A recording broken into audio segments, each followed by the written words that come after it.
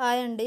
ఈరోజు మనం అంగన్వాడీలో ఇచ్చే బాలామృతం పిండితో ఎంతో రుచిగా క్రిస్పీగా ఉండే అప్పాలు ఎలా చేసుకోవాలో చూద్దాం. పిల్లలే కాదండి, పెద్దలు కూడా వీటిని చాలా ఇష్టంగా తింటారు.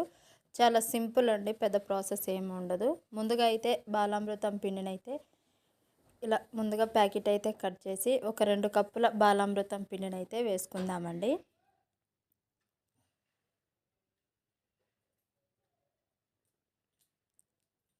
ఇందులో ఇప్పటికే పంచదార ఉంటుంది కాబట్టి తీపి అవసరం లేదండి. రుచికి సరిపడా ఉప్పు వేస్తే చాలా టేస్ట్ బాగుంటుందండి. కొంచెం అంత అయితే ఉప్పు వేసుకొని ఇలా కలుపుకోవాలి. ఇలా కలుపుకున్న తర్వాత మనం చపాతీ పిండి అయితే ఎలా కలుపుతామో అలా కొంచెం కొంచెం వాటర్ పోస్తూ ముద్దలాగా అయితే కలిపేసుకోవాలండి. చాలా సింపుల్ అండి, పెద్ద ప్రాసెస్ ఏమీ అవసరం లేదు. ఎందుకంటే ఒత్త పిండి తింటే చాలామందికి పడదు. ఇలా చేసుకొని తినొచ్చండి, పిల్లలు కూడా ఇష్టంగా తింటారు. ఇలా అయితే పిండిని మొత్తం చపాతీ ముద్దలాగా అయితే కలిపేసుకోవాలండి.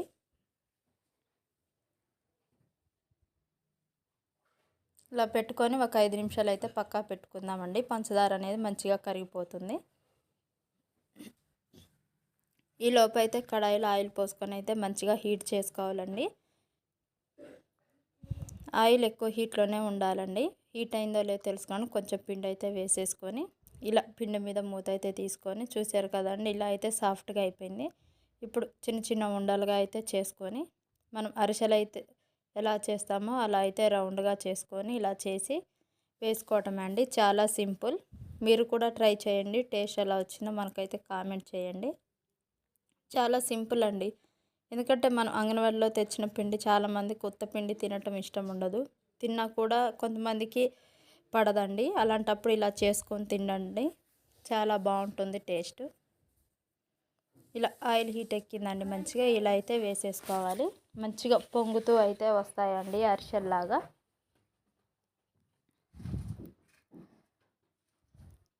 ఇలా ఒకటేసారి కలపొద్దండి, అలా అయితే విరిగిపోతాయి. నేను తెలియక సడన్గా తిప్పేశాను. ఇలా మంచిగా బూరెల్లాగా కాలిన తర్వాత 2 పక్కల కాల్చుకొని ఒక ప్లేట్లోకి అయితే తీసేసుకోవాలండి. అంతే, చాలా సింపుల్ అండి.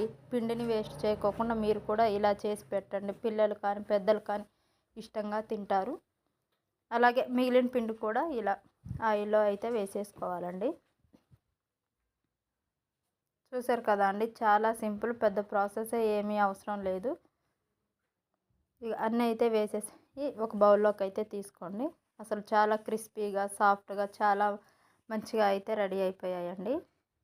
మీరు కూడా ఇదే ప్రాసెస్లో ట్రై చేయండి. టేస్ట్ మాత్రం చాలా బాగుంటాయండి.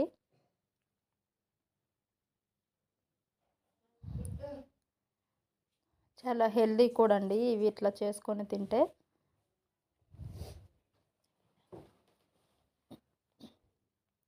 మీరు ట్రై చేయండి.